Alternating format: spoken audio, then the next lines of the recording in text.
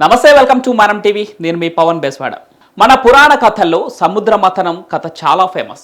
దేవతలు అసురులు కలిసి అమృతాన్ని పొందాలని క్షీరసాగరాన్ని మథనం చేశారు. ఈ మథనానికి వాసుకి అనే నాగరాజును తాడుగా ఉపయోగించారు. సముద్ర మథనం పూర్తయ్యాక దేవతలు అమృతం పొందారు.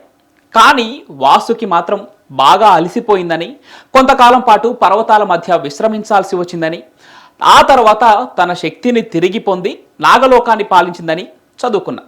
అయితే ఈ కథను చాలామంది నమ్మట్లేదు. పురాణాలు కేవలం ఊహాత్మక కథలు మాత్రమే అని కొట్టిపారేస్తున్నారు. మరి నిజంగా వాసుకి ఉందా? అది భూమిపై సంచరించిందా? ఇలాంటి ప్రశ్నలకు సమాధానం దొరికింది. ఇటీవల గుజరాత్లో శాస్త్రవేత్తలు ఒక భారీ పాముకు చెందిన అస్థిపంజరాన్ని కనుగొన్నారు. దీని పొడవు 50 అడుగులకు పైగా ఉంది.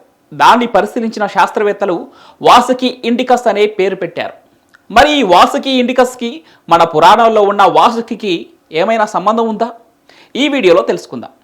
ఈ వీడియో చాలా ఇంట్రెస్టింగ్గా ఉండబోతుంది. స్కిప్ చేయకుండా చివరి వరకు చూడండి. క్షీరసాగర మథనం ముగిసిన తర్వాత వాసుకి చాలా బలహీనంగా మారి కొంతకాలం తర్వాత పాతాళ లోకానికి వెళ్ళి నాగలోకాన్ని పరిపాలించాడు. పరశురాముడు భగవాన్ శ్రీకృష్ణుడికి అవసరమైన సమయంలో సహాయంగా నిలిచాడని మనం పురాణాల్లో చదివాం. ప్రస్తుతం వాసుకి ఎక్కడ ఉంది? ఇంకా సజీవంగానే ఉందా లేదా ఎప్పుడూ చనిపోయి ఉంటుందా అని సరైన సమాధానం మాత్రం దొరకలేదు. అయితే ఇటీవల గుజరాత్లో దొరికిన వాసుకి ఇండస్ పాముకు మన పురాణాల్లో ఉన్న వాసుకి చాలా దగ్గర పోలికలు ఉన్నట్లు తెలుస్తోంది. పురాణాల ప్రకారం క్షీరసాగర మథనానికి తాడులో వినియోగించిన వాసుకి చాలా పెద్దది. ఇప్పుడు దొరికిన వాసుకి ఇండికస్ కూడా 50 అడుగుల కంటే ఎక్కువ పొడవే ఉండేదట. పురాణాల్లో ఉన్న వాసుకి అన్ని పాముల్లోకి చాలా ప్రత్యేకమైనది. ఇప్పుడు దొరికిన పాము అస్థిపంజరం కూడా చాలా ప్రత్యేకంగానే ఉందట. ఇలాంటి పాము అస్థిపంజరాన్ని ప్రపంచంలోనే ఎక్కడా కనుగొనలేదు. ఇక పురాణాల్లో సముద్ర మథన సమయంలో వాసుకి కీలక పాత్ర పోషించాడు. ఇప్పుడు ఈ శిలాజం సముద్రానికి సమీపంగా కనుగొనడం కూడా ఒక అనుమానాన్ని కలిగిస్తోంది. మరో ఆసక్తికరమైన అంశం ఏమిటంటే, పురాతన కాలంలో గుజరాత్ ప్రాంతం సముద్రం కింద ఉన్నట్లు భౌగోళిక అధ్యయనాలు చెప్తున్నాయి. అంటే వాసుకి ఇండికస్ ఒకప్పుడు ఆ ప్రాంతంలోనే జీవించి ఉండొచ్చన్న అవకాశాన్ని మరింత బలపరుస్తోంది. ఈ అన్ని అంశాలు చూస్తే వాసుకి ఇండికస్ మన పురాణాల్లో చెప్పిన వాసుకేయరని అనిపిస్తోంది. మిలియన్ల సంవత్సరాల క్రితం భూమిపై అతిపెద్ద నాగులలో వాసుకి కూడా ఒకటిగా ఉండి ఉండొచ్చు. పురాణాలు చెప్పిన కథలు ఊహాజనితమైనవి కాకుండా కొంతవరకు వాస్తవాలకు దగ్గరగా ఉన్నాయని కూడా అనుకోవచ్చు.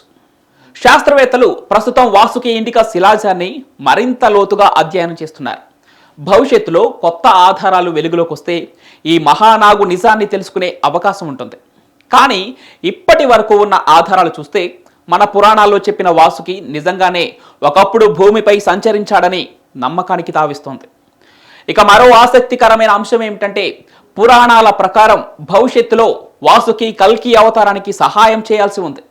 కల్కి పురాణం ప్రకారం కలియుగం చివరిలో కల్కి అవతారం ప్రకటన పొందినప్పుడు అతనికి సహాయంగా శివుడి అనుగ్రహం పొందిన వాసుకి కూడా ఉంటాడని చెబుతూ ఉంటారు.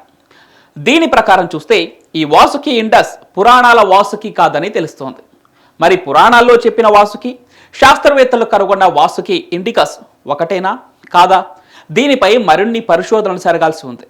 కానీ మన పురాణాలు కేవలం కథలు కాదని, అవి నిజాలకు ఆధారమని ఈ శిలాజం మనకు చెబుతోంది.